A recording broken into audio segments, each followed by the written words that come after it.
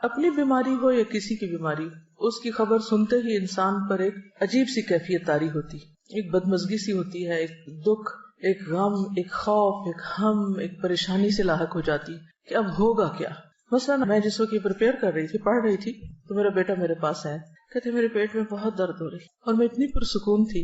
میں نے اسے 1-2 سجیشنز دی، ایسا کر لو، ایسا کر لو، ایسا کر لو، اور اس کے بعد میں بالکل مطمئن تھی. دنیا میں جو بھی کچھ ہوتا رہے، آپ خود پرسکون رہنا سیکھیں، اور وہ صرف اور صرف قرآن و سنت کی تعلیم ہی سے ہو سکتا ہے. تو ہر بیماری اور ہر تکلیف کی کوئی وجہ ہوتی ہے، اس سے ہمیں اپنی غلطیوں کو جاننے سمجھنے کا بھی موقع ملتا ہے، اور اللہ سبحانہ وتعالیٰ ہمیں اس کے ذریعے بہت کچھ سکھاتے ہیں اگر ہم عبرت کی نگاہ رکھیں اور واقعی ہم کچھ سبق سیکھنا چاہیں.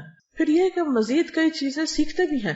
جب بیماری آتی ہے تو پھر آپ اس کے علاج کے لیے ڈاکٹرز کے پاس جاتے ہیں، آپ کی ملاقاتیں ایسے ایسے لوگوں سے ہوتی ہیں جو عام طور پر ممکن نہیں. مجھے اپنی بیماری کے دوران انتہائی پڑھے لکھے اور مختلف طرح کے لوگوں سے ملنے کا اتفاق ہوا.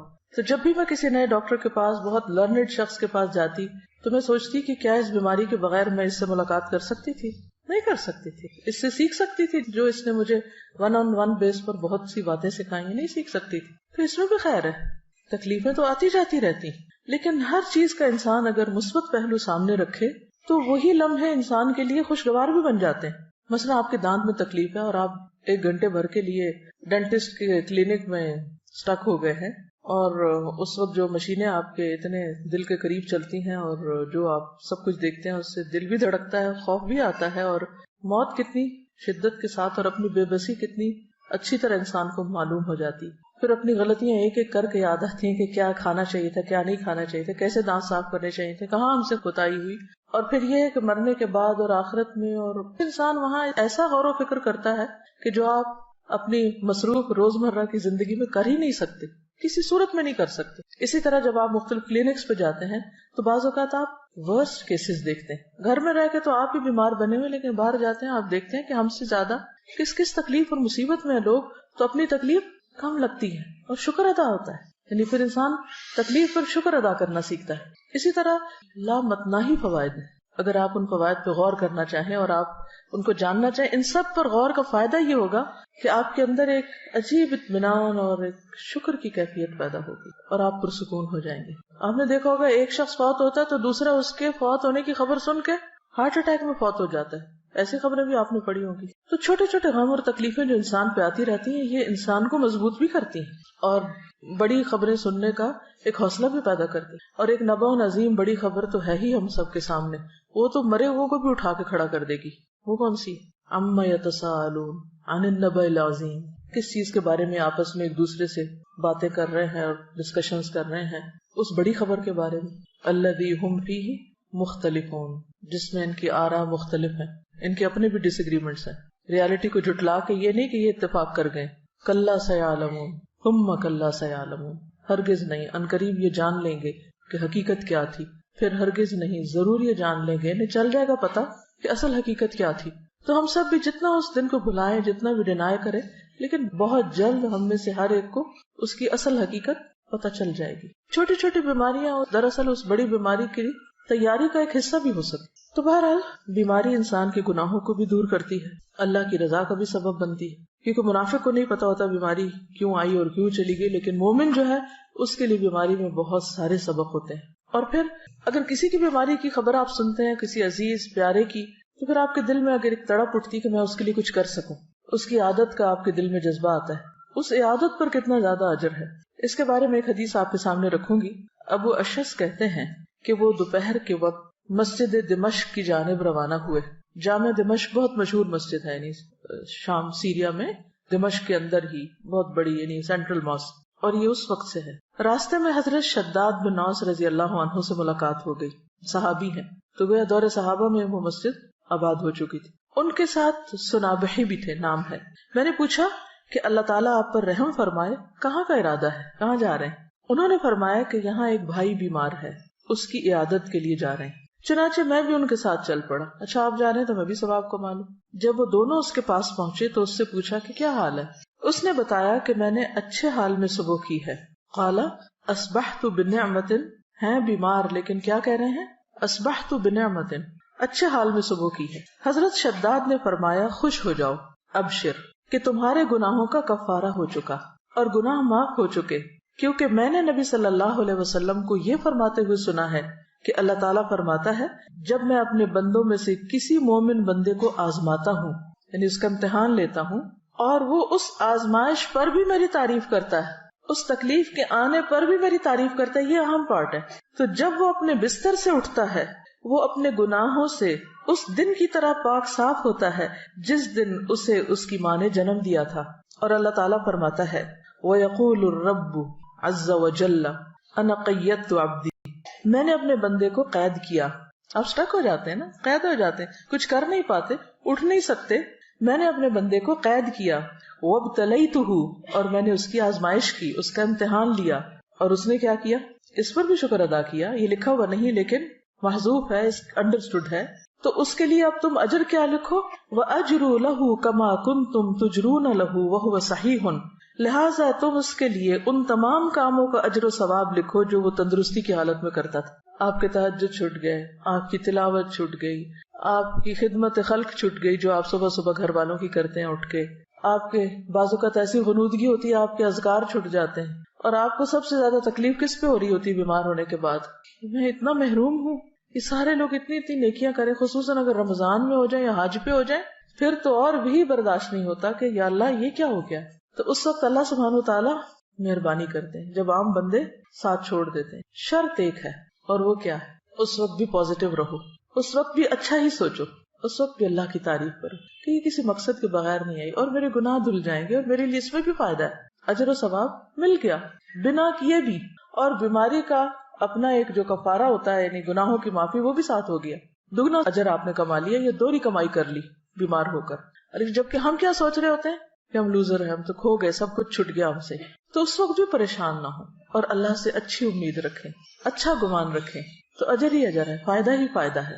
اور یہ لفظ کتنا خوبصورت ہے کہ قیدت عبدی، بالکل آپ ایسا لگتا ہے نا قید ہو گئے، سب حرم جا رہے ہیں آپ نہیں جا سکتے، سب کھڑے ہو کے عبادت کر رہے ہیں آپ کھڑے نہیں ہو پا رہے، سب روزہ رکھے ہوئے آپ روزہ نہیں رکھ پا رہے، لیکن اللہ کے اجر لکھا جا رہا ہے۔ جب آپ گورنمنٹ جاب کرتے ہیں تو آپ کو سال میں کچھ سک لیوز ملتی اور وہ ود پے ہوتی، اسی طرح میٹرنٹی لیو بھی ود پے ہوتی، پھر کچھ ہاف پے پہ ہوتی، کچھ عرصے کے بعد وہ وداؤٹ پے ہو جاتی، اور کچھ عرصے کے بعد آپ کو جاب چھوڑنی پڑ جاتی۔ اللہ کے یہاں ایسا نہیں ہوتا، بیماری پر آپ کو ود پے لیو ملتی ہے، نماز اور کچھ نیکیوں سے جو آپ روٹین میں کر رہے ہوتے ہیں۔ ایک اور جگہ پر آتا ہے کہ بخار جہنم کے جوش سے ہے اور یہ مومن کا آگ سے حصہ ہے، ام منکم الا واردھا۔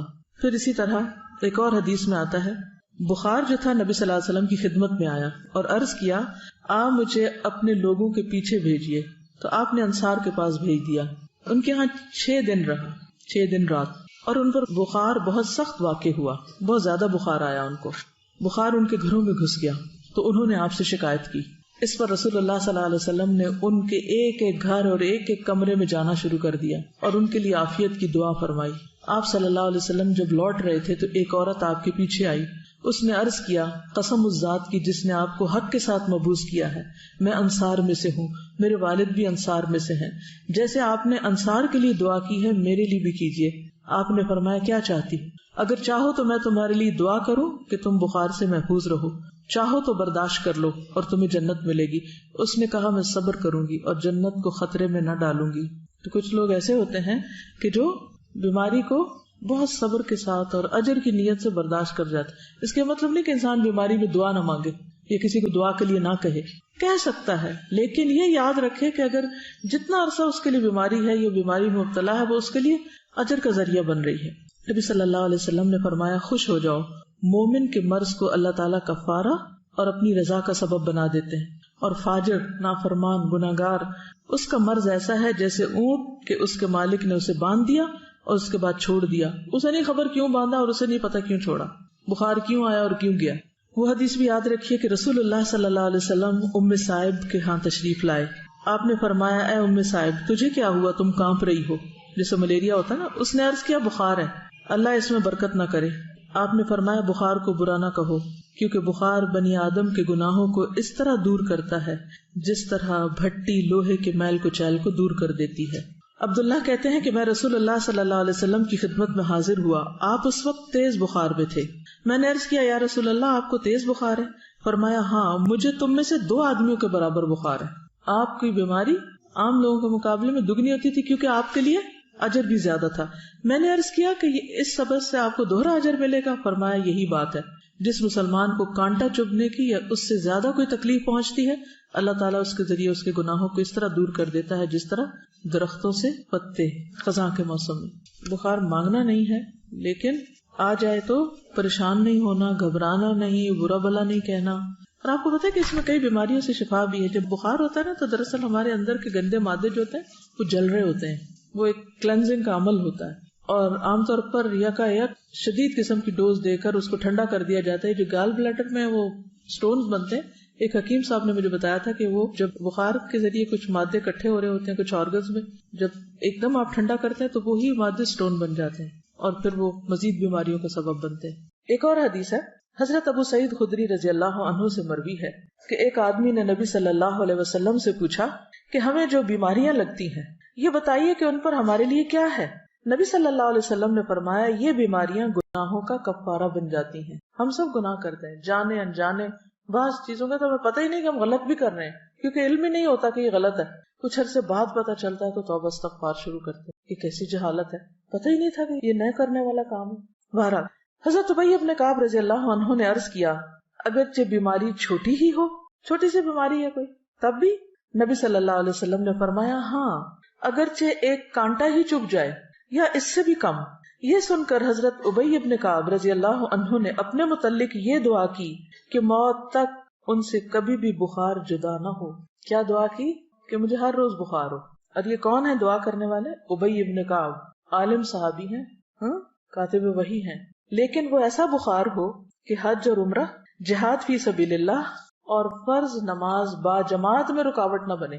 میرے یہ کام نہ چھوٹے, ویسے بے شک بخار چڑھا رہے. چنانچہ اس کے بعد انہیں جو شخص بھی ہاتھ لگاتا ان کا جسم تپتا ہوا ہی محسوس ہوتا حتیٰ کہ ان کا انتقال ہو گیا. وہ لوگ اپنے قول کے پکے تھے. ہم لوگ ایک وقت میں ایک بات کرتے ہیں یا اللہ ایسا ہو جائے, اور جب وہ ہو جاتا ہے تو پھر ہم سب گھبرا اٹھتے, پھر کہتے یا اللہ ایسا کیوں ہوا اور ایسا نہ ہو. تو اس لیے جو بھی دعا مانگے سوچ سمجھ کے مانگے اس چیز کو جسے آپ نبھا سکیں. لیکن عافیت کی دعا بہرحال اللہ تعالیٰ کو بہت محبوب ہے. اپنے لیے عافیت ہی مانگے, مگر عافیت مانگنے کے باوجود بھی کچھ نہ کچھ تکلیف آ ہی جاتی ہے. اصل سبق جو سیکھنے کا ہے وہ یہ کہ جب تکلیف آ جائے تو اس وقت آپ کا رویہ کیا ہونا چاہیے. بیماری میں مومن کا رویہ, اصل چیز جو کاؤنٹ کرتی ہے وہ کیا ہے کہ ہم کسی بات یا کسی موقع پر کیسے ریئیکٹ کرتے ہیں. ہم کیا کرتے ہیں؟ لِيَبْلُوَكُمْ أَيُّكُمْ أَحْسَنُ عَمَلًا. اور یہ احسن عمل صرف نماز میں خشوع نہیں دیکھا جا رہا, وہ تو اپنی جگہ ہے. یہ احسن عمل ہر عمل میں احسن, ہر عمل میں اچھا رویہ. آپ دیکھیے کہ اگر اس بات پر انسان پورا اتر جائے تو جنت بھی ہے اس کے لیے, لیکن دنیا میں بھی کتنا سکون ہو جائے. ہمیں عموماً تکلیف کس چیز سے ہوتی ہے؟ لوگوں کے کن رویوں سے ہوتی ہے تکلیف؟ جو وہ چھوٹی چھوٹی بات پر آپے سے باہر ہو جاتے ہیں. کوئی بات مرضی کے خلاف ہو گئی تو اتنا نیگیٹو وے میں ریئیکٹ کیا, موڈ آف کر لیا, کئی دن تک بولنا چھوڑ دیا, سیدھے منہ بات نہ کی. اسی سے تو دل تنگ ہوتے ہیں نا, کہیں بھی اکٹھے رہنا مشکل ہو جاتا ہے لوگوں کا. تو مومن کا دل غمگین ہوتا ہے لیکن اس کا چہرہ مسکراتا ہوتا ہے. مرضی کے خلاف بھی بات ہو جائے تو کوشش کر کے مسکرائیں, ورنہ کیا ہے کہ شکوہ ہے کس سے؟ اللہ تعالیٰ سے کہ کیوں ہمیں آزمائش میں ڈالا, کیونکہ کوئی تکلیف نہیں آتی مگر اللہ کے اذن سے آتی. اس وقت ایک ایسے کردار کا مظاہرہ کریں جو واقعی اللہ کا پسندیدہ کردار ہو, اور اس وقت بھی ڈائریکٹ آپ کا کنیکشن اپنے رب کے ساتھ ہو کہ میرے اللہ تو جانتا ہے نا کہ میں کس تکلیف سے گزر رہا ہوں, چاہے وہ جسمانی ہو یا روحانی ہو یا جذباتی ہو یا کچھ بھی ہو. بندوں کو سنانے کا فائدہ نہیں, وہ سمجھ ہی نہیں پاتے کہ مسئلہ کیا ہے. آپ ایڈوائس لے سکتے ہیں کسی سے, لیکن آپ لے کے دیکھیں مایوسی ہوں گی, کچھ بہت فائدہ نہیں ہوگا. تو بہتر کیا ہے, پرو ایکٹیو اپروچ اختیار کریں. مثلاً روٹین میں جیسے اب قرآن مجید آپ پڑھ رہے ہیں اس کے ساتھ ایک تعلق ہے, آپ نے دیکھا ہوگا ہر روز جواب آتا ہے کہ نہیں, جیسے جیسے حالات گزر رہے ہوتے ہیں ویسے ویسے آیات آ رہی ہوتی ہیں. یہ پرو ایکٹیو اپروچ ہے, مسائل سے نبٹنے کی ہے, ہدی للمتقین ہے, ہدایت ہے, گائیڈنس ہے آپ کے لیے. آپ کو روز کے مسئلوں کا حل پیش ہو رہا ہے. کوئی تک ہی نہیں بنتی کہ انسان پھر قرآن کو چھوڑ کے بیٹھ جائے. روٹین میں آپ اس کو پکڑے رکھیں. نبی صلی اللہ علیہ وسلم نے اپنے پیچھے کیا چھوڑا تھا جس کو پکڑ کے رکھنا ہے. ہم سب کے لیے بھی یہی کتاب ہے, اس کا ساتھ نہ چھوٹے. شفا ہی شفا ہے, مسائل کا حل ہی حل ہے. تو ایسا اعتدال آپ کی زندگی میں آئے گا, ایسی خوبصورتی آئے گی, ایسا حسن آئے گا کہ دنیا بھی پرسکون ہو جائے گی. کیونکہ غم اور پریشانی کا تعلق آپ کی اپنی ذات سے ہوتا ہے، وہ آپ کے اپنے اندر کا مسئلہ ہوتا ہے، باہر کا کام اندر کا زیادہ. اور دین ہمارا اسی اندر کے مسئلے، اسی بل کو نکالنے کی کوشش کرتا ہے، اور یہیں سے نکلتا ہے، کوئی نہیں نکال سکتا. اللہ سے بڑھ کے ہمیں کون سمجھتا ہے، ہماری نفسیات کون جانتا ہے؟ تو اللہ تعالیٰ اپنی کتاب میں ہمیں ہر چیز کے بارے میں بتاتے ہیں. پھر اس کے بعد سنت ہے، نبی صلی اللہ علیہ وسلم کی احادیث ہیں، اس سے بہت کچھ سیکھنے کو ملتا ہے. ایک اور حدیث ہے، حضرت ابو ہریرہ سے روایت ہے کہ رسول اللہ صلی اللہ علیہ وسلم نے فرمایا، اللہ تعالیٰ فرماتا ہے جب میں اپنے مومن بندے کو آزماتا ہوں اور وہ تیمارداری کرنے والوں کے سامنے میرا شکوہ نہیں کرتا، میری شکایت نہیں لگاتا، جو اس کا حال پوچھے، تو اس کو اپنی قید سے آزاد کر دیتا ہوں، بیماری سے شفا دے دیتا ہوں، اس کے پہلے گوشت کے عوض بہترین گوشت عطا کرتا ہوں، اس کے پہلے خون کے بدلے بہترین خون دیتا ہوں، اور وہ اثر نو عمل کرتا ہے. ہوتا ہے نا کہ جب بیمار ہوتا ہے انسان تو عبادات ہالٹ پہ آ جاتی ہیں، رک جاتی ہیں، ساری روٹین ڈسٹرب ہو جاتی، کام چھوٹ جاتے ہیں، اور یوں لگتا ہے اب تو کبھی صحت ملنی کوئی نہیں، اب تو ہمیں اس کے ساتھ ہی جینا پڑے گا. لہٰذا نہ تو دوا کرتے ہیں، نہ ہی کوئی اور اپنا خیال کرتے ہیں، بس پھر ہر وقت ایک بسورا ہوا چہرہ اور ایک مریل شکل اور مریل چال کے ساتھ سب کو بیزار کرتے ہیں. اللہ پہ توکل کہاں گیا؟ تو یہ تو کبھی سوچے ہی نہ کہ ہم نے کبھی ریٹائر ہونا ہے. بیڈ پہ بھی پڑ گئے تو بھی کیا کرنا ہے؟ اگر دماغ کام کر رہا ہے نا، زبان کام کر رہی ہے، کان کام کر رہے ہیں، آنکھ کام کر رہی ہے، صرف اتنا حصہ کام کر رہا ہے، تب کے لیے بھی سوچ رہے. اللہ نہ کرے کہ کبھی ایسا ہو، لیکن کئی دفعہ ہو بھی جاتا ہے نا کچھ لوگوں کے ساتھ. تو بس زبان سے اللہ کا ذکر، نگاہوں سے غور و فکر، اور کانوں سے اچھی باتیں سننا، قرآن سنیں، اچھے لیکچر سنیں، کچھ بھی کریں. ہم سب یہ بھی کر سکتے ہیں کہ اپنی وصیت لکھ کے رکھ دیں، اپنے بچوں کو بتا دیں کہ خدا نخواستہ اگر مجھ پر کوئی ایسا وقت آئے تو میرے ساتھ کیا کیا جائے، کیا نہ کیا جائے. کیونکہ خدا نخواستہ زبان بند ہو جائے تو انسان کہہ بھی نہیں سکتا. ہاپکنس چیئر پہ آنکھوں کے اشاروں سے میں نے سنا ہے کہ وہ کیسی کیسی تھیریز اس نے ایجاد کی. السلام علیکم. تھوڑے سے پہلے میں نے دیکھا تھا انٹرنیٹ پہ کہ وہ جو احمد دیدات جو اسکالر تھے بہت بڑے، جن سے موٹیویٹ ہو کے ڈاکٹر ذاکر نائک جیسے ماشاءاللہ بڑے اسکالر پیدا ہوئے، تو ان کا آخری وقت جب تھا تو وہ پیرالسس کے اٹیک میں تھے، اور ان کے صرف یہ جو فیس کا حصے ہیں، آنکھیں، یہ صرف موو ہو سکتی تھی، باقی جسم کا کوئی حصہ نہیں ہو سکتا تھا. اور کتنے دن وہ ہاسپٹل کے بیڈ پہ اس طرح رہے، اور آنکھوں کے اشارے سے اپنے جو اسسٹنٹس تھے ان کو کچھ لکھوا رہے تھے اور ان کو بتا رہے تھے کہ یہ کرو یہ کرو.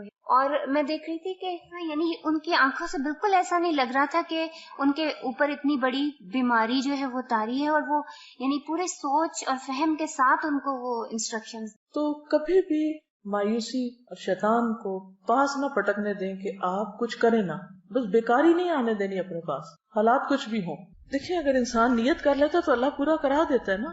کچھ سچویشنز کو آپ اوائڈ نہیں کر سکتے، آپ کی زندگی کے ساتھ بند گئی ہیں، آپ کی تقدیر کا حصہ ہے، تو پھر بھی دیکھا یہ جائے گا کہ آپ نے ان حالات میں رہ کے کیا کیا. ٹھیک ہے، تو بہرحال بیماری کا شکوہ نہیں کرنا، واویلا نہیں کرنا، دوسروں کو بیزار نہیں کرنا، اس کو اپنے اوپر طاری نہیں کر لینا. تو انشاءاللہ آپ دیکھیں گے ایک تو اس کی انٹینسٹی کم ہوگی، دوسرا یہ کہ آپ کے آس پاس کے لوگ آپ کے پاس رہنا چاہیں گے، بھاگیں گے نہیں آپ سے.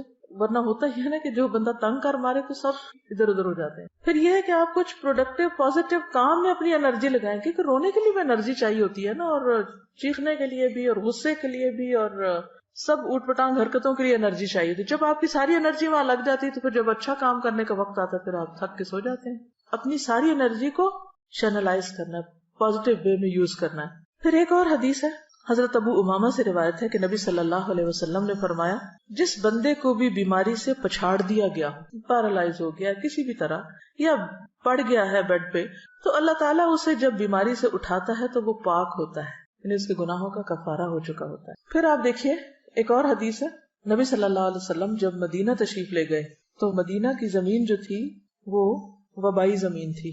پورے عرب میں سب سے زیادہ وبائیں جو تھی وہ مدینہ میں ہوتی تھی، ارض الوبا تھی. جب صحابہ وہاں پر گئے تو بیمار پڑ گئے، ایک ایک کو بخار، اور حضرت ابو بکر کی حالت یہ ہو گئی تھی کہ ان کو لگتا تھا کہ جیسے بس اب وہ دنیا سے رخصت ہونے والے ہیں، اتنے شدید بیمار ہو گئے تھے وہ بھی. حضرت بلال کے بارے میں آتا ہے اور بھی صحابہ. تو نبی صلی اللہ علیہ وسلم نے اس موقع پر کیا کیا تھا؟ نبی صلی اللہ علیہ وسلم نے مدینہ کے لیے برکت کی دعا کی اور کہا کہ یہاں کے بخار کو جوفہ کی طرف لے جا، یعنی کہ غیر آباد علاقے کی طرف، وہاں چلا جائے، یہاں نہ ہو. تو اس کے بعد مدینہ وباؤں سے خالی ہو گیا. عن عائشہ رضی اللہ عنہا قالت لما قدم رسول اللہ صلی اللہ علیہ وسلم المدینہ بعث أبو بكر وبلال فكان أبو بكر إذا أخذته الحمى يقول كل امرئ مصبح في أهله والموت أدنى من شراك نعله وكان بلال إذا أقلع عنه الحمى يرفع أقيرته يقول ألا ليت شعري هل أبيتن ليلة بواد وحولي إذخر وجليل وهل أردن يوما مياه مجنة وهل يبدون لي شامة وطفيل قال اللهم لعن شيبة بن ربيعة وأتبة بن ربيعة وأمية بن خلف كما أخرجونا من أرضنا إلى أرض الوباء ثم قال رسول الله صلى الله عليه وسلم اللهم حبب إلينا المدينة كحبنا مكة أو أشد اللهم بارك لنا في ساعنا وفي مدنا وصححها لنا وانقل حماها إلى الجحفة قالت وقدمنا المدينة وهي أوبأ أرض الله قالت فكان بطحان يجري نجلا تعني ماء آجنا. بخاری. حضرت عائشہ فرماتی ہیں جب اللہ کے رسول صلی اللہ علیہ وسلم مدینہ تشریف لائے تو ابو بکر صدیق رضی اللہ تعالیٰ عنہ اور حضرت بلال رضی اللہ تعالیٰ عنہ کو بخار آ گیا. پھر ابو بکر کو جب بخار چڑھتا تو وہ یہ شعر پڑھتے گھر میں اپنے صبح کرتا ہے ہر ایک فرد بشر، یعنی ہر شخص اپنے گھر میں صبح کرتا ہے اور موت اس کی جوتی کے تسمے سے بھی نزدیک تر ہوتی ہے. یعنی وہ اپنے آپ کو کیا سمجھتے کہ اب موت میرے بہت قریب ہے. یعنی کہ یہ پڑھنے کا مطلب کیا تھا کہ اب میں نہیں بچتا. کبھی آپ کے ساتھ ایسا ہوا کہ آپ کو بخار ہو یا کوئی بیماری لگے اور آپ سوچیں کہ اب تو میں مر ہی جاؤں؟ یہ بہت ایک نیچرل سی فیلنگ ہے، ہر شخص اس کیفیت سے گزرتا ہے، کچھ زیادہ کچھ کم. لیکن یہ خیال صحت کی حالت میں کم آتا ہے اور بیماری کی حالت میں زیادہ آتا ہے. تو حضرت ابوبکر نے بھی اپنے انہی جذبات کا اظہار کیا کہ ہر شخص اپنے گھر میں صبح کرتا ہے اور موت اس کی جوتی کے تسمے سے زیادہ قریب ہوتی ہے. اور بلال کا بخار جب اتر جاتا تو وہ رو کر بلند آواز سے یہ پڑھتے. یوں لگتا ہے کہ جیسے کوئی ملیریا کی قسم کا بخار تھا کہ چڑھتا ہے اور اترتا ہے. تو رو کر بلند آواز سے یہ شعر پڑھتے کاش پھر مکہ کی وادی میں رہوں، کیونکہ ہجرت کر کے مدینہ آئے تھے. کاش پھر مکہ کی وادی میں رہوں ایک رات، سب طرف اگے ہوئے ہوں وہاں جلیل اذخر نبات. اذخر ایک گھاس ہوتا ہے جس میں خوشبو ہوتی ہے اور وہ اپنے مردوں کو دفن کرتے ہوئے ان کے ساتھ بھی رکھتے تھے. اور جلیل بھی اسی طرح گھاس کی قسم ہے. اور پیو پانی میں جنہ کا جو ہے آب حیات. یہ مکہ سے چند میل کے فاصلے پر مر الزہران کے قریب ایک مقام ہے، اسے سوق حجر بھی کہتے ہیں. وہاں پر یہ پانی تھا، یعنی وہاں کا پانی ہوتا ہے نا، کچھ چشمے مشہور ہو جاتے ہیں اچھے پانی. کاش پھر دیکھوں میں شامہ اور طفیل. یہ مکہ سے 30 میل کے فاصلے پہ 2 پہاڑ ہیں تو ان کا ذکر. وہاں پہاڑوں کے بھی نام ہوتے، جیسے کسی پہاڑ کا نام لیجیے، جبل ابو قبیس، اور جبل کعبہ، جبل احد، جبل عیر، جبل نور جس میں غار حرا ہے. تو بہرحال یہ 30 میل دور پہاڑوں کے نام ان کو معلوم ہے اور ان کو یاد کر کے رو رہے ہیں. مکہ تو مکہ ہے. اچھا، یہ جو جبل احد ہے یہ مدینہ کے ایک طرف ہے اور اس کے بالکل اپوزٹ سائڈ پر جہاں سے وہ شروع ہوتی ہے نا، اس کی ذوالحلیفہ کے پاس، اگر کبھی آپ جائیں وہاں احرام پہنتے ہیں دوبارہ عمرہ کرنے کے لیے، تو اس کے قریب ہے. اب جہنم کے پہاڑوں میں سے بہت عجیب سا پہاڑ ہے، دیکھ کے ایک وحشت ہوتی ہے. کالے رنگ کا پہاڑ ہے جبل احد، لال رنگ کا ہے جیسے لال اینٹوں کا رنگ ہوتا ہے نا، اسی قسم کا. اور اس کے اپوزٹ. تو اس کو میں دیکھتی اور آنکھیں بند کرتی، دیکھتی اور آنکھیں بند کرتی کہ اللہ تو محفوظ رکھنا اور یہ نہ ہمیں دکھانا. کیونکہ تپتی دھوپ کے اندر وہ کالے رنگ کا پہاڑ، اور پہاڑ کی بھی یوں چوٹی نہیں ہے، اوپر سے ایسے اسٹریٹ سا ہے، عجیب سا لگتا ہے دیکھ کے. تو یہ جہنم کے اندر ہوگا.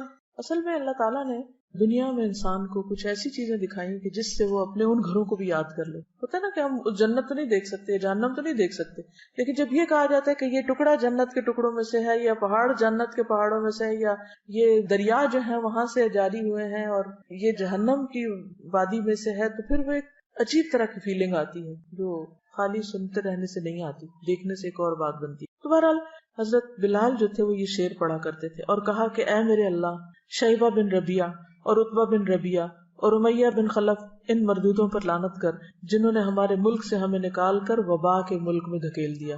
مدینہ کیا تھا؟ وبا کا ملک. رسول اللہ صلی اللہ علیہ وسلم نے یہ سن کر فرمایا، یا اللہ، مدینہ بھی ہم کو مکہ کی طرح یا اس سے بھی زیادہ محبوب بنا دے، یعنی ہمیں مدینہ سے بھی محبت دے دے یا مکہ سے بھی زیادہ دے دے.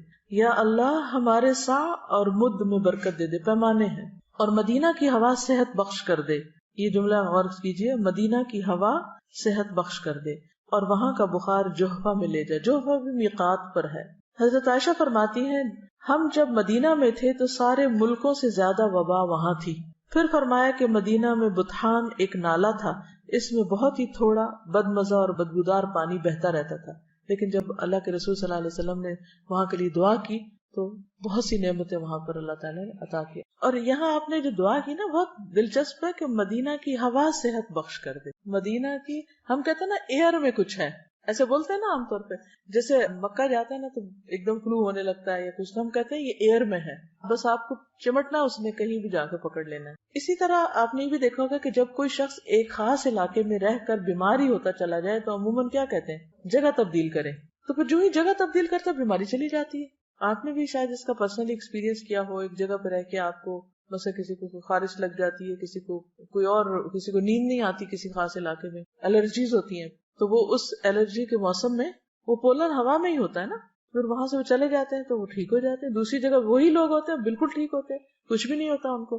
تو ہوا بھی اللہ کے حکم پہ معمور ہے، اس کو حکم ملتا ہے، اور یہ ساری چیزیں ان دیکھیں معلوم نہیں کیا کچھ ہمارے آس پاس کر رہی ہوتی. تو اس حدیث سے ایک تو دعا کی فضیلت بھی پتہ چلتی کہ انسان کو دعا مانگنی چاہیے. اب ایک وبا آ گئی ہے کسی ملک میں تو ہم ٹھیک ہے ویکسینیشن بھی کریں اور بھی بہت سی احتیاطی تدابیر کریں، لیکن اس کے ساتھ ساتھ دعا کریں کہ اللہ تعالیٰ یہاں کے موسم کو اچھا کر دے. سردیوں میں جب عموماً فلو اور کھانسی اور خشک کھانسی تو ہم کیا کہتے ہیں سب کیا ہے، بارش نہیں ہوئی نا، تو یہ سب بیماریاں ہیں. تو بچپن میں سمجھ نہیں آتی کہ بارش سے بیماری کا کیا تعلق ہے. بڑے بزرگ یہی کہہ رہے ہوتے ہیں نا اس دفعہ بارش نہیں ہوئی تو یہ اور یہ مسئلے ہو گئے، بہت زیادہ چیز پھیل گئی ہے. تو بارش بھی پاک کرتی ہے موسم کو. کس کو صاف کرتی ہے زیادہ؟ ہوا ہی کو صاف کرتی ہے، جس کو ہم اپنے پانی سے نہیں صاف کر سکتے. دوسری حدیث ہے یہ بھی بخاری کی. عبداللہ بن عباس سے روایت ہے کہ عمر بن خطاب عوام کے حالات سے باخبر ہونے کے لیے شام کی طرف روانہ ہوئے. کون سی جگہ ہے شام؟ اس میں فلسطین، شام، اردن، یہ سب کچھ شامل تھا. ٹھیک ہے، شام صرف موجودہ شام نہیں. جب بھی شام کا لفظ آئے نا تاریخ کی کتابوں میں تو ساتھ ہی یہ بات یاد رکھیں کہ شام سے مراد فلسطین، اردن، موجودہ شام، یہ سب علاقے اس میں آتے ہیں. وہ خود کہاں رہتے تھے حضرت عمر؟ مدینہ. تو وہاں سے ٹریول کر کے شام جا رہے تھے. کیوں جا رہے تھے؟ لوگوں کو ملنے کے لیے، لوگوں کے حالات جاننے کے لیے. ٹھیک، یعنی سرکاری دورے پر. جب سرغ میں پہنچے، ایک شہر کا نام ہے، تو لشکر کے سردار ابو عبیدہ بن جراح اور ان کے ساتھیوں سے ملاقات ہوئی. وہ وہاں پر تعینات تھے. تو انہوں نے خبر دی کہ شام کے ملک میں وبا شروع ہو گئی ہے، طاعون پھیل گیا تھا. ابن عباس کہتے ہیں کہ عمر رضی اللہ تعالیٰ عنہ نے یہ سن کر مجھ سے کہا اگلے مہاجرین کو بلا لو. تو میں نے انہیں بلایا. عمر نے ان سے مشورہ کیا اور ان سے بیان کیا کہ وہاں طاعون شروع ہو گیا. اگلے مہاجرین سے مراد کون ہے؟ سابقین، یعنی کہ جو درجے میں بلند ہیں یا ہر جگہ جن سے مشورہ کیا کرتے تھے، جو اسلام میں سبقت لے گئے تھے. تو انہوں نے اس سے اختلاف کیا حضرت عمر کی رائے سے. کوئی کہنے لگا ہم ایک ارادے سے نکلے ہیں، اب طاعون سے ڈر کے واپس چلے جائیں، یہ ہمیں مناسب معلوم نہیں ہوتا. کسی نے کہا آپ کے ساتھ وہ بڑے بڑے صحابہ ہیں جو باقی رہ گئے ہیں اور ان کی زندگی قیمتی ہے، ہم مناسب نہیں سمجھتے کہ آپ انہیں لے کے وبا کے ملک میں چلے جائیں، وہ بھی سارے ختم ہو جائیں گے. یعنی چند سینئر صحابہ ہیں. عمر نے کہا اچھا اب تم جاؤ، میں نے تمہاری رائے سن لی. پھر انصار کو بلایا. حضرت عمر نے ان سے مشورہ کیا. انہوں نے بھی مہاجرین کی طرح اختلاف کیا. کوئی کہنے لگا آگے بڑھو، کسی نے کہا لوٹ چلو. یعنی لوگوں کا اوپینین مختلف تھا. کوئی کہتا تھا نہیں جائیں گے، کوئی کہتا تھا نہیں واپس. اچھا، ایک بات تھی کہ صحابہ بہت سچے لوگ تھے. جو ان کے دل میں ہوتا تھا وہ ان کی زبان پہ، جو ان کی رائے ہوتی تھی وہ بے لاگ ہوتی تھی کہ یہ ٹھیک ہے یا نہیں ہے.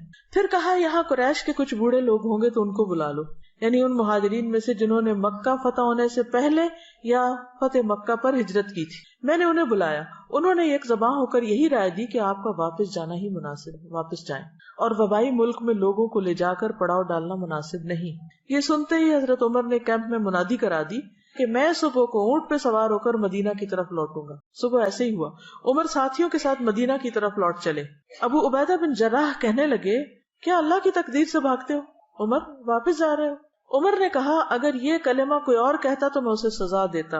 ابو عبیدہ بن جراح جو تھے بہت سینئر صحابہ میں سے تھے، امین الامہ کہلاتے ہیں. تو ان کی بات کو انہوں نے سنا اور صبر حوصلے سے سنا. جواب میں کہا ہم اللہ کی تقدیر سے بھاگتے ہیں، مگر کدھر بھاگتے ہیں؟ اسی تقدیر کی طرف. ابو عبیدہ یہ تو بتاؤ اگر تمہارے پاس اونٹ ہو اور تم ایک نالے پر پہنچو جس کے دونوں کناروں میں ایک کنارہ تو سرسبز ہو اور دوسرا سوکھا خشک، اور تم سرسبز کنارے میں اونٹ چراؤ تو یہ اللہ کی تقدیر سے ہوگا، اور اگر خشک کنارے میں چراؤ تب یہ اللہ کی تقدیر سے ہوگا. بہرحال تقدیر سے تو نہیں نکل سکتے. ابن عباس نے کہا اس کے بعد ایسا ہوا کہ عبد الرحمن بن عوف آئے. وہ ان مشوروں میں شریک نہیں تھے, کام کاج کے لیے کہیں گئے ہوئے تھے. انہوں نے یہ سب باتیں سن کر کہا میرے پاس تو اس مسئلے میں دلیل موجود ہے, تم لوگ آپس کی باتیں کر رہے ہو, میرے پاس ٹیکسٹ ہے, نص ہے. میں نے رسول اللہ صلی اللہ علیہ وسلم سے سنا. اس کی عربی بتا دیتی ہوں. اذا سمعتم به بارض فلا تقدموا عليه واذا وقع بارض وانتم بها فلا تخرجوا فرارا منه قال فحمد الله عمر ثم انصرف. مطلب کیا ہے کہ حضور صلی اللہ علیہ وسلم نے کیا فرمایا, وہ دلیل کیا تھی. آپ فرماتے تھے جب تم سنو کسی ملک میں وبا پھیلی ہوئی ہے تو وہاں نہ جاؤ, اور اگر اس ملک میں پھیلے جہاں تم ہو تو وہاں سے بھاگ کے مت جاؤ. یہ سن کر عمر اللہ کا شکر بجا لائے کہ ان کی رائے حدیث کے مطابق تھی, اور وہ مدینہ کو شر صدر کے ساتھ واپس لوٹ گئے.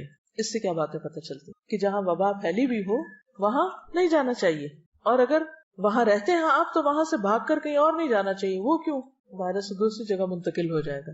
تو اس سے کیا پتہ چلتا ہے کہ ایسے مواقع پر احتیاطی تدابیر کرنا دین کے عین مطابق ہے, خلاف نہیں ہے. ٹھیک ہے, اپنے آپ کو ہلاکت کی جگہ سے بچانا, نقصان سے بچانا, اپنی جان کا دفاع کرنا, اپنے جسم بدن صحت کا دفاع کرنا, یہ بھی دین کا حصہ ہے. اس میں مجھے جو بہت زیادہ بات فیسینیٹ کی حضرت عمر کی شخصیت کے اوپر ہے کہ نکلے ہیں, مسئلہ پیش آیا ہے, خود سے ہی نہیں فیصلہ کر لیا. کیا کیا؟ سب سے اکٹھا نہیں کیا, ایک سے کیا, دوسرے سے کیا, کیونکہ اگر بہت بڑا گروپ ہو مشورہ دینے والا تو وہ پھر صرف بحث مباحثہ شروع ہو جاتا ہے. تو انہوں نے مہاجرین سے الگ کیا اور انصار سے الگ کیا, پھر ان میں سے بھی جو سلیکٹڈ لوگ تھے ان سے پھر الگ کیا, پھر اس سب کے بعد جو سن کے ان کی رائے بنی اس پر عمل کیا, اور پھر عبد الرحمن بن عوف نے جب حدیث سنائی تو اس پر شکر ادا کیا. ایک اور بات پتہ چلتی ہے کہ صحابہ جو تھے اللہ کے رسول صلی اللہ علیہ وسلم کی بات آنے کے بعد کوئی اختلاف نہیں کرتے. اب وہ جو کہہ رہے تھے کہ نہیں چلو چلو آگے ہی چلو, انہوں نے جب سنا کہ نبی صلی اللہ علیہ وسلم نے یہ فرمایا تو پھر کوئی نہیں ملتا کہ حضرت عمر کو کسی نے برا بلا کہا ہو یا کسی اور کو.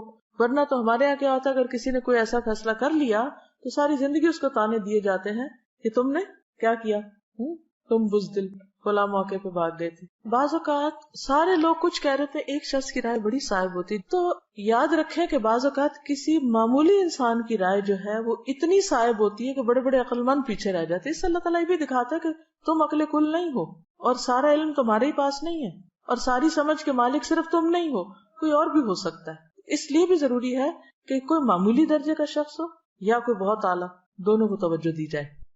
میں نے ایک روایت سنی تھی, مجھے نہیں معلوم اس کا کیا درجہ تھا کیا نہیں, بہت چھوٹی تھی جب سے یہ بات سنی تھی کہ اگر آپ کسی شخص کی کنگھی استعمال کریں گے تو آپ اور اس کے درمیان اختلاف پڑ جائے گا. مجھے اس بات میں ایک حکمت نظر آئی, چاہے اس کی کوئی شرعی دلیل یا کوئی طبی دلیل نہ بھی ہو, لیکن بات یہ ہے کہ کنگھی ایک پرسنل یوز کی چیز ہے. بعض لوگوں تو گھر میں ایک کنگھا رکھا ہوتا ہے, برش, سارا گھرانہ اسی سے کر رہا ہوتا ہے. ایک آیا وہ شیشے کے آگے کھڑا ہو گیا, دوسرا آیا اسی نے خوب لڑتے ہیں آپس میں. لڑائی کس لیے ہوتی ہے کہ اس میں ایک یہ حقیقت ضرور ہو سکتی ہے کہ ایک میلا چھوڑ گیا, ایک نے بال اس میں چھوڑ دیے, پھر وہ گما دی, اٹھائی یہاں سے رکھی کہاں, تو وہ پھر یہ چیزیں لڑائی کا سبب بن جاتی ہیں. اس میں کئی اور اسباب ہو سکتے, ضروری نہیں کہ وہ اس کے اندر کچھ گھس جاتا ہے جو لڑنے کے قابل بنا دیتا ہے بندے. پھر اسی طرح حضرت عقبہ بن عامر سے روایت ہے کہ نبی صلی اللہ علیہ وسلم نے فرمایا, دن بھر کا کوئی عمل ایسا نہیں ہے جس پر مہر نہ لگائی جاتی ہو. یعنی وہ ایک طرح سے ریکارڈ ہو رہا ہے, سیو ہو رہا ہے ڈیٹا سارا. چنانچہ جب مسلمان بیمار ہوتا ہے تو فرشتے بارگاہ الہی میں عرض کرتے ہیں کہ پروردگار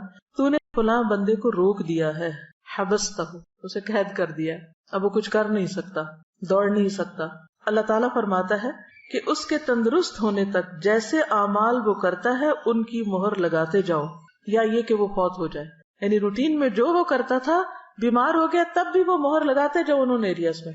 آپ کی ڈیلی ڈائری جو ہے اس پہ اسٹیمپ لگتی جاتی ہے. شرط کس بات کی کہ آپ ایک روٹین میں ریگولر کچھ نہ کچھ کرتے رہیں, تاکہ فرشتوں کو بھی پتا ہو کہ کون سے تھے وہ کام جو آپ نہیں کر پا رہے. اب ایک اور حدیث میں آتا ہے, رسول اللہ صلی اللہ علیہ وسلم نے فرمایا, جب کوئی بندہ بیمار ہوتا ہے یا سفر میں جاتا ہے تو اس کے وہ تمام عمل لکھ دیے جاتے ہیں جو وہ حالت قیام اور زمانے تندرستی میں کیا کرتا تھا. اور صبر کا اجر کہ قیامت کے دن جب آزمائش والوں کو ان کی مصیبتوں کا بدلہ دیا جائے گا تو اہل عافیت تمنا کریں گے کاش ان کی کھالیں دنیا میں کینچیوں سے کاٹ دی جاتی, تاکہ ایسا اجر ملتا ہے جو صبر کرنے والوں کو ملا ہے. اور پھر جو بیماری پر صبر کر جائے تو اس کے لیے جنت ہے. جیسے وہ ایک خاتون آپ کی خدمت میں حاضر ہوئی اور اس نے کہا کہ اللہ کے رسول صلی اللہ علیہ وسلم مرگی کا دورہ پڑتا ہے مجھے، تو آپ دعا کیجئے کہ میں ٹھیک ہو جاؤں. تو فرمایا کہ اگر تم چاہو تو میں کر دیتا ہوں، ورنہ اس کے بدلے تمہارے لیے جنت ہے. اس نے کہا کہ ٹھیک ہے، میں یہ نہیں کہتی مگر یہ کہ میرا پردہ جو کھل جاتا وہ نہ کھلے. تو آپ نے اس حصے کے لیے دعا کر دی. پھر اسی طرح جنت میں بھی درجات کی بلندی کا سبب ہے بیماری. محمد بن خالد اپنے دادا سے، جنہیں نبی کریم صلی اللہ علیہ وسلم کی صحبت کا شرف حاصل تھا، یعنی صحابی تھے، وہ نقل کرتے ہیں کہ ایک دن وہ اپنے کسی مسلمان بھائی سے ملاقات کے ارادے سے نکلے عیادت کے لیے. راستے میں ان کی بیماری کا پتہ چلا تو ان کے پاس پہنچ کر کہا کہ میں آپ کے پاس ملاقات کے لیے، عیادت کے لیے اور خوشخبری دینے کے لیے آیا ہوں. 3 کام: ملاقات، عیادت اور خوشخبری سنانے آیا. اس نے پوچھا یہ ساری چیزیں ایک جگہ کیسے جمع ہو گئی؟ انہوں نے جواب دیا کہ میں جس وقت نکلا تھا اس وقت آپ سے ملاقات کا ارادہ تھا، بس ملنے آ رہا تھا. راستے میں آپ کی بیماری کی خبر سنی تو عیادت کی نیت بھی کر لی. اور رہی خوشخبری تو وہ یہ ہے کہ میں نے نبی صلی اللہ علیہ وسلم کو یہ فرماتے ہوئے سنا ہے کہ جب اللہ کے ہاں کسی بندے کا مقام اور مرتبہ اس درجے سے آگے بڑھ جاتا ہے جہاں تک اس کا عمل نہیں پہنچتا، تو اللہ تعالیٰ اسے جسمانی، مالی یا اولاد کی طرف سے کسی آزمائش میں مبتلا کر دیتا ہے، پھر اسے اس پر صبر بھی عطا کر دیتا ہے، یہاں تک کہ وہ اس درجے تک جا پہنچتا ہے جو اس کے لیے طے ہو چکا ہوتا ہے. یعنی آپ ہر وقت جنت الفردوس مانگتے ہیں، روتے ہیں کہ یہ کرنا تھا کر نہیں پائے. یعنی کئی لوگوں کو لٹرلی روتے ہوئے دیکھا ہے جو واقعی سچے دل سے کہتے ہیں کہ ہمارا دل چاہتا ہے ہم یہ بھی کریں، یہ بھی کریں، یہ بھی کریں، لیکن ہم سے ہو نہیں پا رہا. کبھی بچے چھوٹے ہیں، کبھی بیماری آ گئی ہے، کبھی کوئی اور وجہ بن گئی، عمل نہیں ہو پا رہا، کام کر نہیں پا رہے، کرنا چاہتے ہیں. اب عمل کے ساتھ تو اس درجے کو پا ہی نہیں سکتے کیونکہ وہ وقت نہیں ہے، موقع نہیں ہے، یا قابلیت نہیں ہے، صلاحیت نہیں. اب یہ گیپ ہے، ابھی کچھ قدم باقی ہیں، تو اللہ تعالیٰ کیا کرتے ہیں؟ کوئی آزمائش بھیج دیتے ہیں، بندہ اس پہ صبر کر جاتا ہے. اس آزمائش کی وجہ سے وہ فاسٹ لفٹ پہ بیٹھ کے اوپر چلا جاتا ہے. قرآن پڑھنے کا سب سے بڑا فائدہ یہ کہ انسان کی ہائی تھنکنگ ہو جاتی کہ میں اس درجے کو پہنچوں. اور اگر صحابہ کی زندگی آپ پڑھیں تو اور بھی اس کو مہمیز لگ جاتی، کیونکہ وہ بہت مختلف طرح سوچتے تھے. وہ کبھی کبھی اپنی ڈریمز شیئر کرتے تھے. ڈریم سے مراد اپنے جو آئندہ کے خواب کے، کیا کریں، کہاں پہنچیں، کیسی موت آئے، کہاں جائیں. تو حیرت ہوتی ہے کہ سوچتے بھی کیسے تھے، ہم کو سوچنا بھی نہیں آتا. کیونکہ جو لوگ خواب دیکھتے ہیں وہی منزل پہ پہنچتے ہیں، اور اللہ پہنچا دیتا ہے، کسی بھی طرح پہنچائے. تو جب ایک طریقے سے نہیں پہنچ پاتے تو اللہ تعالیٰ کو اور طریقہ بتا دیتا ہے، اس سے نہیں تو ایک اور اس سے نہیں تو کسی اور. بس اللہ کی رضا پہ راضی ہونا سیکھ جائیں. لیکن یہ سب ہوگا اگر آپ کی تھنکنگ پازیٹیو ہوگی، ہوپ فل رہیں گے. جب مایوسی آنے لگے، کہیں میرے لیے ناممکن، اللہ کے لیے سب ممکن، وہ کر سکتا، وہ کرے گا. تو اس لیے بس مانگتے رہا کریں، سوچتے رہا کریں، آگے بڑھتے رہا کریں. آپ سمجھے کہ اللہ تعالیٰ نے کام کے ذریعے نہیں، بیماری کے ذریعے مجھے اوپر لے کے جانا ہے اگر میں نے صبر کیا. اب بے چینی چھوڑیں، اللہ کی رضا پہ راضی ہو جائیں. وہ دکھ تکلیف تو ہوگی مگر راضی، یا اللہ میں راضی. تو انشاءاللہ آپ دیکھیں گے کہ وہ جو اندر کا ایک سکون ہے وہ نہیں ڈسٹرب ہو، اسے برقرار رکھنا ہے. اچھا، اس کا مطلب یہ نہیں کہ کوئی بیماری آئے تو علاج ہی نہ کرے. علاج اور کوشش اور اس پر جو مال لگتا ہے یا ایفرٹ لگتی ہے وہ بھی اجر کا باعث ہے، کیونکہ اللہ نے کوئی بیماری نہیں اتاری جس کے لیے شفا نہ اتاری ہو. تو شفا کا حصول جو ہے اور اس کی کوشش جو ہے، وہ کوشش بھی باعث اجر اور اللہ کے حکم پر عمل کرنا ہے. دیکھیے دین کے سارے معاملات میں اصل چیز اطاعت ہے. کیوں نہیں ہے کہ اچھا ابھی تو کہا گیا تھا کہ اگر کوئی بیمار ہوگا تو اتنا اجر ہے، تبھی کہا جا رہا ہے دوائی لے لو، تو میں کیوں دوائی لوں؟ نہیں، یہ بھی اللہ ہی کا حکم ہے. وہ صبر بھی اللہ کا حکم تھا، وہ شکر بھی اس کا حکم تھا، یہ دوا کھانا بھی اللہ کا حکم ہے. ٹھیک ہے نا. پھر اسی طرح یہ ہے کہ دوا کے علاوہ دعا، انی مسنی الضر وانت ارحم الراحمین. ابراہیم علیہ السلام نے کہا تھا وَإِذَا مَرِضْتُ فَهُوَ يَشْفِينِ. اور اپنی زبان میں دعا. اب یہ نہیں کہ جو ابراہیم علیہ السلام نے کہا وہ ایوب علیہ السلام نے کہا، ہر ایک نے اپنی اپنی بات کی جو ان کے دل میں آئی. پھر اللہ نے غذائیں جیسی پیدا کی ہیں اس کو بھی. رسول اللہ صلی اللہ علیہ وسلم نے فرمایا بخار جہنم کی گرمی کا اثر ہوتا ہے، اس لیے آب زمزم سے ٹھنڈا کرو. لہٰذا بخار کے مریضوں کو اگر دوا کے طور پر آب زمزم پلائیں تو انشاءاللہ ان کو فائدہ ہوگا. ٹھیک ہے. اور اگر آب زمزم کو کسی چھوٹے سے پیالے میں رکھ لیں اور کچھ روئی یا کپڑے کے اوپر اسپرنکل کر